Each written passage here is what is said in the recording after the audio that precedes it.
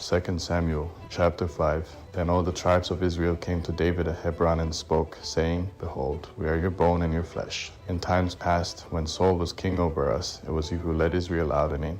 Yahweh said to you, You will be shepherd of my people Israel, and you will be prince over Israel. So all the elders of Israel came to the king to Hebron, and King David made a covenant with them in Hebron before Yahweh.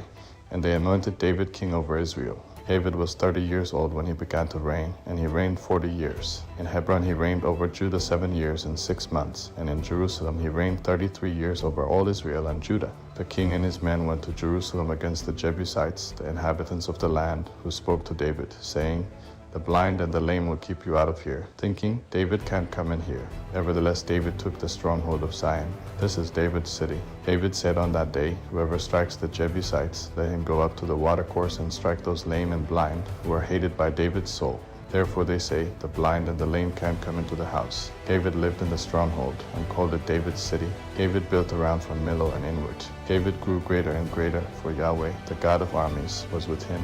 Hiram king of Tyre sent messengers to David with cedar trees, carpenters, and masons, and they built David a house. David perceived that Yahweh had established him king over Israel, and that he had exalted his kingdom for his people Israel's sake. David took more concubines and wives for himself out of Jerusalem after he had come from Hebron, and more sons and daughters were born to David. These are the names of those who were born to him in Jerusalem: Shammua, Shobab, Nathan, Solomon, Ibhar, Elishua, Nepheg, Japhia, Elishama, Eliada, and Eliphalet. When the Philistines heard that they had anointed David king over Israel, all the Philistines went up to seek David.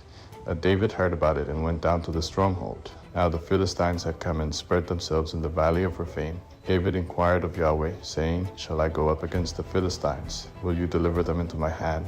Yahweh said to David, Go up, for I will certainly deliver the Philistines into your hand. David came to Baal-perazim, and David struck them there. Then he said, Yahweh has broken my enemies before me, like the breach of waters. Therefore he called the name of that place Baal-perazim.